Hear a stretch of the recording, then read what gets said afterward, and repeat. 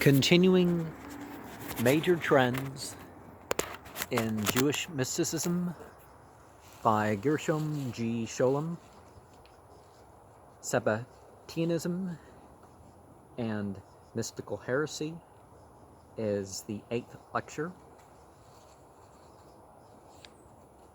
Generally speaking, it is in the nature of nihilistic doctrines that they are not proclaimed publicly, and even in written tracts are hardly ever preached without reserve.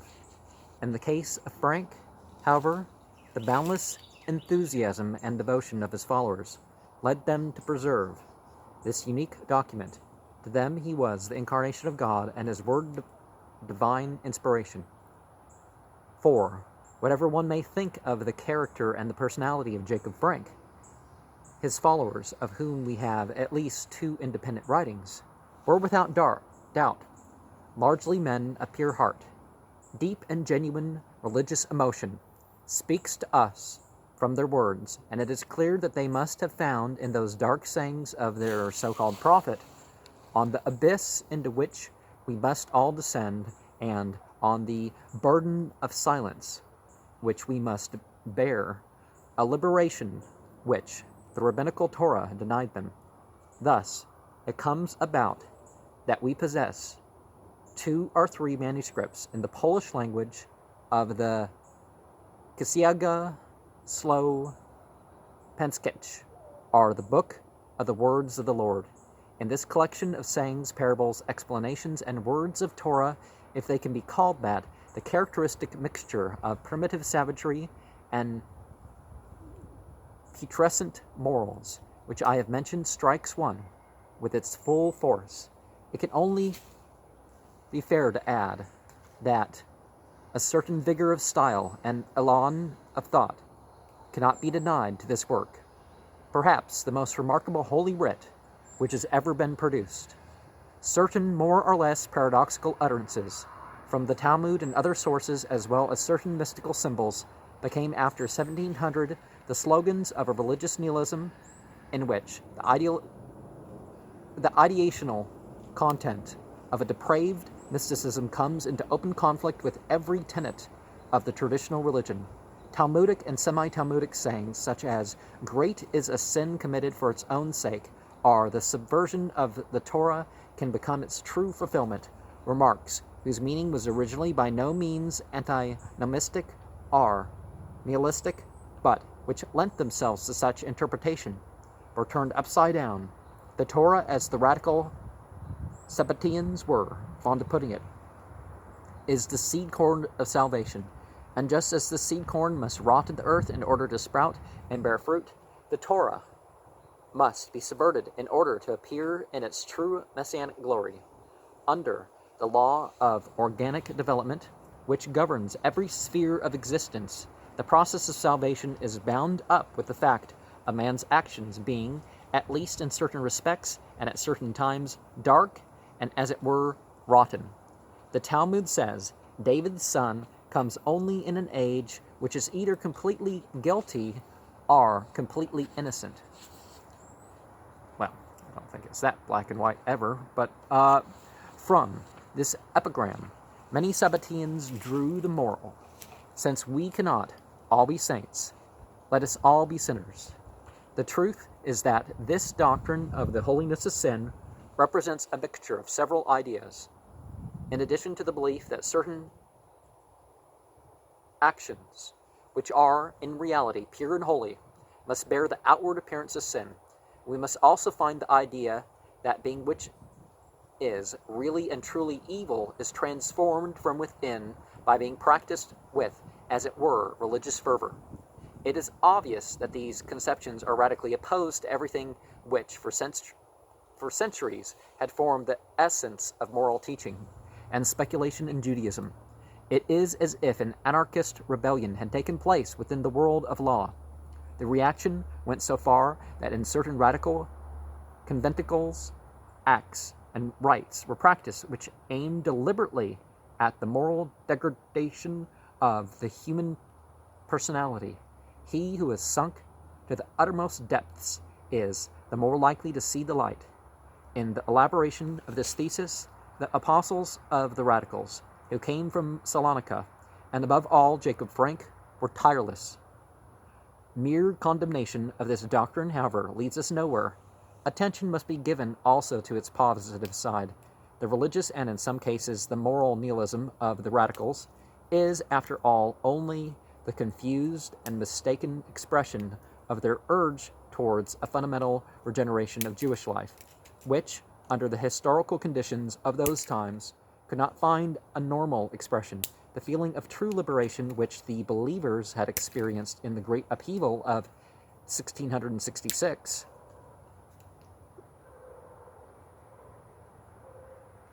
sought to find an expression on the moral and religious plane, which historical and political realization was denied to it.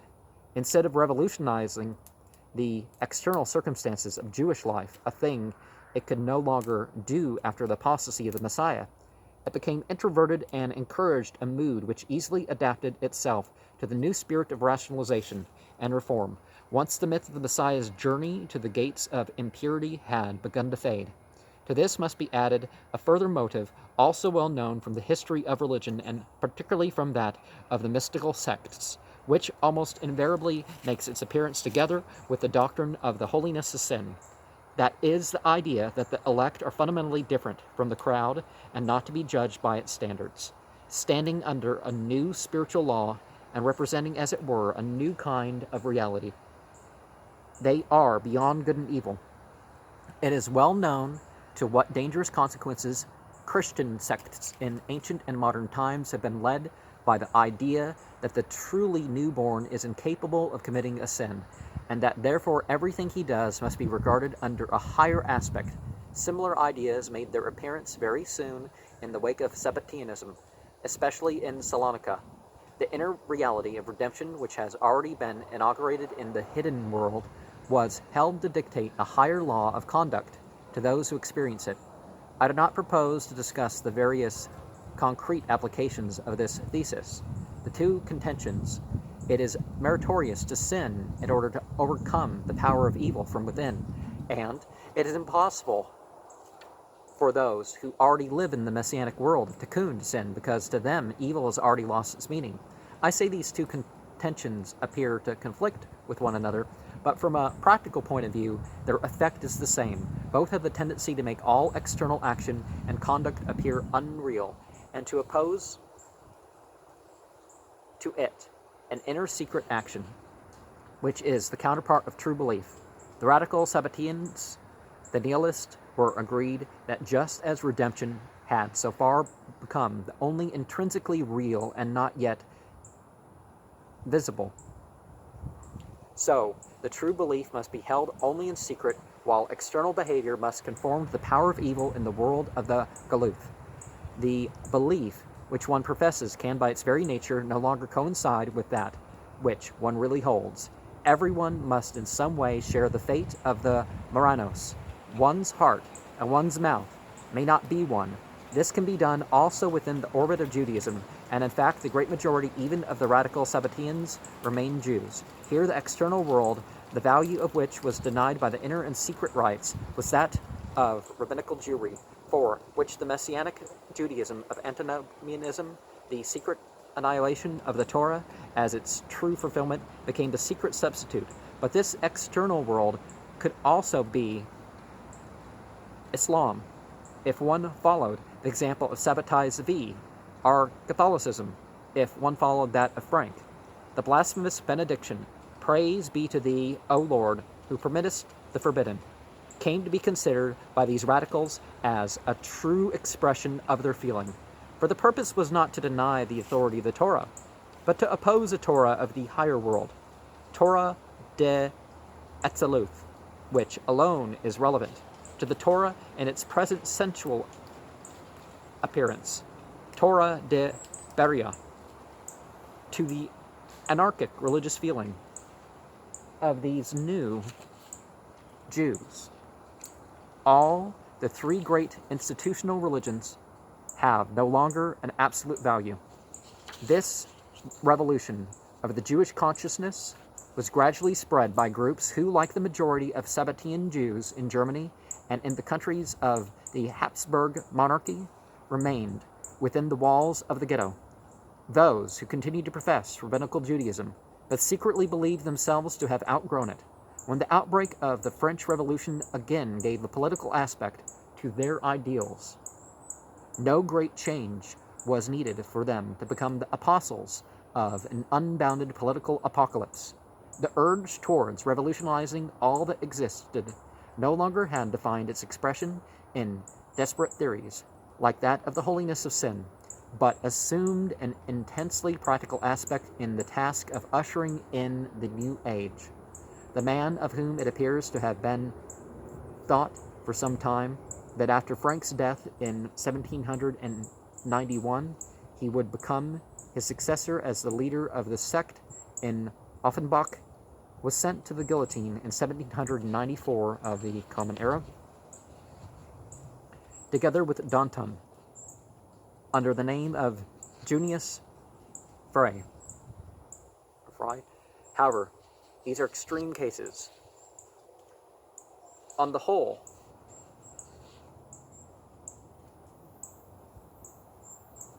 the movement remained within the confines of the Jewish communities.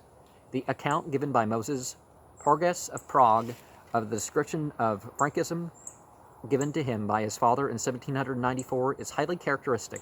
There exists, in addition to the Torah, a holy book, the Zohar, which has revealed to us the secrets only hinted at in the Torah. It calls upon men to work for their spiritual perfection and shows the way to reach this aim. There are for many noble souls who have devoted themselves to the new doctrine. Their aim is liberation from spiritual and political oppression. God has revealed himself in the latter days as he had in days of old. You are my son. God has revealed himself in the latter days as he did in days of old. You, my son, shall know all about this. Section 8. In this critical transformation of Judaism in the consciousness of both the moderate and the radical wing of Sabbatianism, the traditional forms of Kabbalism could not but become problematical. As a theory, Sabbatianism had its roots in an extravagant overstressing of certain aspects of Lurianism. It is hardly surprising, therefore, that from now on a multitude of new theories either tried to draw the final consequences from Luria's ideas, or else started from scratch with mystical ideas of their own. In the history of Kabbalism, the emergence of new ideas and systems was almost without exception accompanied by the belief that the last age was drawing near. Again and again we read in Kabbalistic documents that the most profound and true mysteries of the divinity, obscured in the period of exile, will reveal their true meaning on the eve of the last age. The courage it took to break away from earlier doctrines and substitute new ideas for old ones was grounded in such beliefs, even though the pretense of tradition was maintained. Abulafia, the Zohar, the Book, Pelaiah, the Kabbalistic systemizers of Safed, they, all no less than the Sabbatians and Frankists, plead the coming of the dawn as the justification of what was new in their ideas. Thus, while certain Sabbatians, like Nathan of Gaza, merely gave a new interpretation to the Lurianic ideas without renouncing them, others have more or less radically broken away from them. The Sabbatian Kabbalist, above all during the 50 to 60 years after Sabbati Zavi's apostasy, spent a great deal of thought on this point. Abraham Cardozo, Samuel Primo, Abraham Rovigo, and his disciple Mordecai Ashkenazi, Nehemiah Hayun, and finally Jonathan Ibeshutz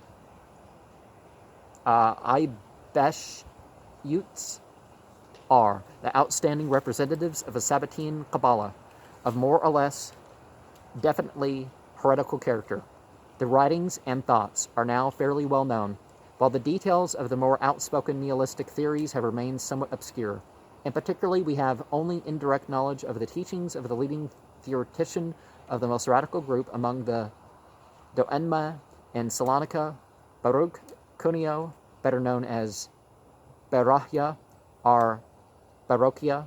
He has undoubtedly inspired the leading ideas of Frank's theory, probably also important elements of thought found in the esoteric writings of youthful Jonathan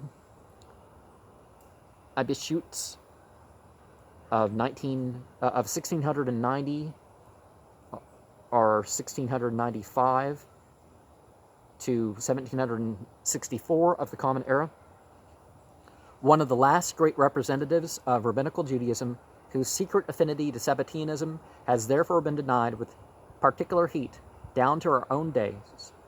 Although Abishutz denied responsibility for these writings when 30 years later a scandal broke out in Hamburg because of his alleged Sabbatianism, his authorship can be proved by philological analysis. On the whole, it can be said that the Sabbatian conceptions of God are no whit less paradoxical than the fundamental doctrine of Sabbatianism, namely that the apostasy of Sabbati was a sacred mystery. For the rest, they are grounded in the thought that the true mystery of the Godhead, Sod Ha-Elohuth,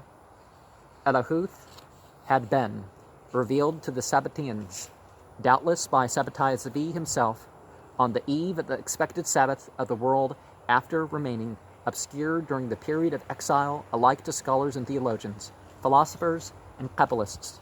The last of the wise at the beginning of the Galuth, Simeon ben Yochai and his friends knew the secret, and hints of their wisdom are scattered through the pages of the Zohar and the Talmudic Aggadah.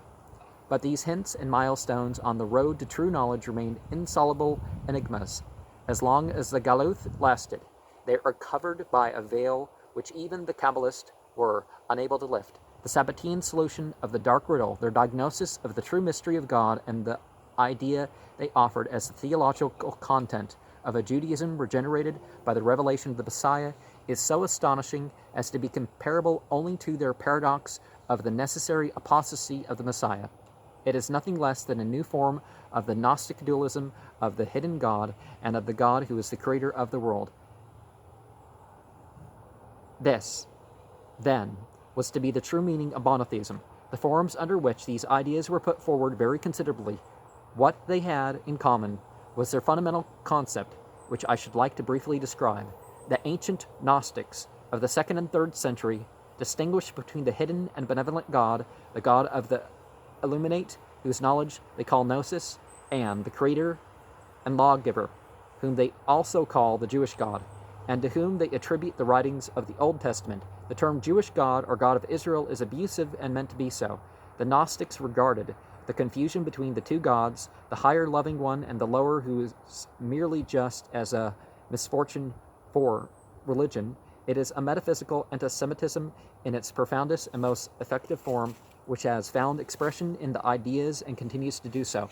Well, as we found, it didn't really start with Christianity. It started before then. Actually goes a little before historical Judaism, really. I mean, what was called Judaism by name.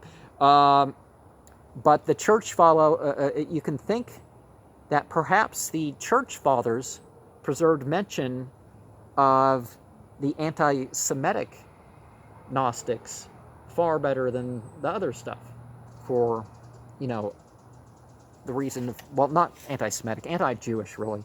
But anyways, the same dualism is to be found in Sabbatian theology, but with a significant difference. The Sabbatians distinguish between the hidden God, they call it the first cause, and the revealed God, who is the God of Israel. The existence of a first cause is, in their opinion, evident to every rational being, and its knowledge forms an elementary part of our consciousness. Every child able to use its intelligence cannot fail to perceive the necessity of a primary cause of existence. But this knowledge, which we receive through our reasoning, is without religious significance. Religion is in no sense concerned with the first cause. Rather, it is the essence to be found in the revelation of something which the mind itself cannot grasp. Now,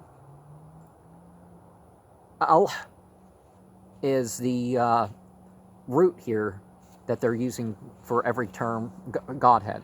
And it's really like a divine power, really. So, if you don't believe in other divine powers, then there is no Godhead. It's just a reference to God. But and if you add the yim at the end, it becomes a plural. Aluh is typically the form that goes with that. Aluhim, anyways. The first cause has nothing to do with the world and with creation. It exercises neither providence nor retribution. It is the god of the philosophers, the god of Aristotle, which, according to Cardozo, even Nimrod, Pharaoh, and the so-called pagans have worshipped. The god of religion, on the other hand, is the god of Sinai. The Torah, the documentary evidence of revelation, says nothing about the hidden root of all being, of which we know nothing except that it exists, and which is never and nowhere revealed. Revelation alone has the right to speak, and does speak, of that God of Israel, Elohei Israel, who is the creator of everything. But at the same time, God himself, the first effect of the first cause, where the ancient Gnostics disparaged the God of Israel, the Sabbatians disparaged the unknown God. According to them, the error committed by Israel in exile consists in confusing the first cause and the first effect, the God of reason and the God of revelation. Cardozo and Hayun did not flinch from the awful consequence that, in the martyrdom of exile, Israel had lost the true and pure knowledge of God. The philosophers who tried to bulldoze us into accepting the God of Aristotle as the God of religion will one day have to justify themselves, and Israel has little reason to be proud of them. Now, Judaism by name was a product of the post-Socratic era. So,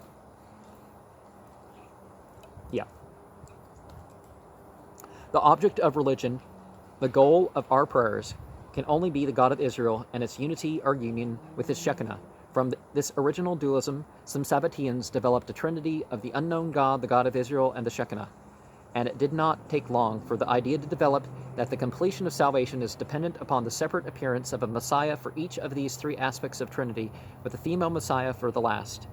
The conceptions which the Sabbatians had of this new Trinity, one version of which has been set out at length in Nehemiah Hayun's Oz La Elohim, Power of God, the only document of Sabbatian Kabbalism which was ever printed.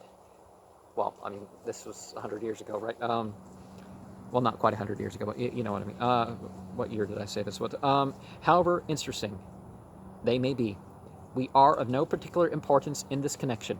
What is more important is the fact that even the moderate Sabbatians tried to evolve a conception of God which conflicted with the fundamental tenets of Judaism. Their passionate insistence in proclaiming a derivative of something else, the supreme object of religion, as something strange and perturbing. The furious reaction of orthodoxy and also of orthodox Kabbalism against this attempt to tear the God of reason and the revealed God asunder is only too comprehensible. To the Sabbatians, all reality became dialectically unreal and contradictory. Their own experience led them to the idea of an existence in permanent contradiction with itself, and it is not surprising that their God, no less than their Messiah, bears the mark of such self-contradiction and disintegration. And so they criticize the rabbinic take on all this, but then they derive something else that during the period of this book in the 1800s, and not so much now because it's not politically correct, but the savage philosopher. Now, the savage philosopher really had ideas that, for one reason or another, weren't first-generation ideas. They weren't what you could call instinctive religion, and they weren't quite revealed religion either, and I have to deal with this dog over here. A little further on in our lecture of, the second lecture. Let's start from beginning 50 here. The first to recognize the Greek element in an important passage of the greater Hekaloth was M. Schwab in his Introduction to the Vocabulaire de Angelologie, 1897, page 13.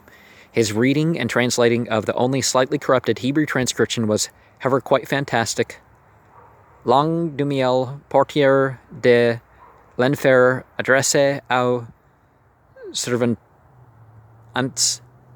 kes paroles. And in the Greek we have ariston, hemeron, ariston, katapinon, semnon, hana, and we have aristhon, wamira, asthon, waknepinan, samnash, arna. Enke bonjour, asse, squelette, venerable, pi. Now Damiel, so far as being the gatekeeper of hell in the Hekaloth tracts, is the guardian of the entrance to the sixth palace in the seventh heaven. The correct reading has been given and interpreted by my colleague Johannan Louis in Tarbes, volume 12 of 1941, page 164. Damiel says to the Gnostic, Aristan, Hemeron, Aristan, Yukhan, or rather, if the text is properly corrected, Taxon,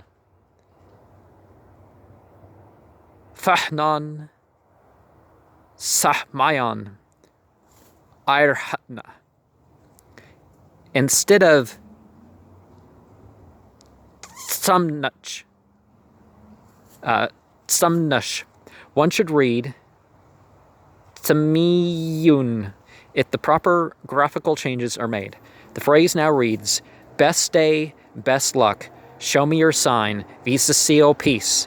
Thereupon, i.e. after he has seen the seal, Damiel receives him in the friendliest manner and sits down next to him on a bench of pure stone, chapter 19 end. Such remains of Greek formula are to be found in the 5 other places in Hiklut, Rabti. Damiel, another various curious detail, was apparently conceived originally as ruler of the 4 elements, chapter 18, 6. Upon the first mention of Damiel and the seal, which is to be shown to him, asked, is he called Damiel? Is not his name Abir Hagyad Rahim? This is interpreted by Louis, rightly as I think, as an only slightly corrupted transcription of the Greek names of the 4 elements. Ahar, Gah, Udor, Pur. Abir is the common Palestinian transcription of Awir, Ahar, as Saul Lieberman. Yerushalmi Kup Shuthu. 1 page 221 has shown him, thus in the manuscript of Jethus in New York. Instead, the Yaham of Edward Jelinek is graphically easily explained as a variation of Pir. And so, what is it? Air, earth, water, fire. That's the order there. All right. 51 of, lecture 2. The note of lecture 2. This has been justly stressed by G.H. Box in his introduction to R.H. Charles's translation of the Ascension of Isaiah, 1919, page 22, in 4 Ezra, in 4th Ezra 7:90 to 98, we find a description of 7 ways or stages apportioned to souls after death. 52, Haggadah 12b, following a tradition dating from the 3rd century of the Common Era. 53, Reyut gets Zakal,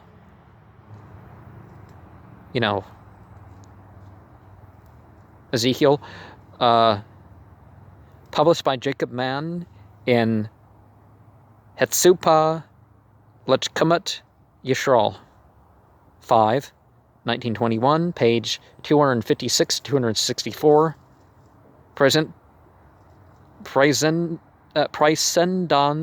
has published in Papyri Graeca Magica, Volume 2, 1931, page 160, the inscription of an amulet from the 5th century which seems to reflect Jewish ideas. Here we find the names of 6 heavens and of their respective archons.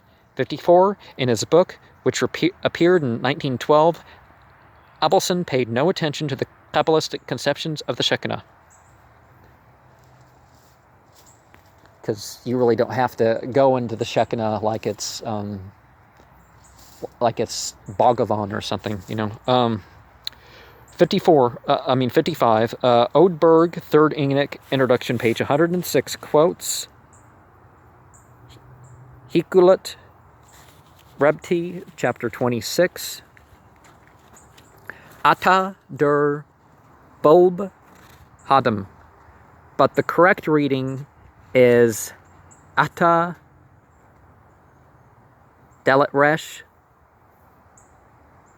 Bulbat Dinurin Washlahabut. Manuscript David Kaufman, 238 in Budapest, and manuscript New York, JTHS, 828. 56, Hiklut, Rabti, chapter 14, in the Berita Damasha Brashit, we encounter some attempts to give a closer description of this intersection of the 7 heavens and the 7 earths. 57, it is quite common, Zaharial, it is quite common in the greater Hekaloth corrupted into Zebudial and Zeburial. Akaterial is to be found already in Barakoth 7a, Adiryun, Adiryun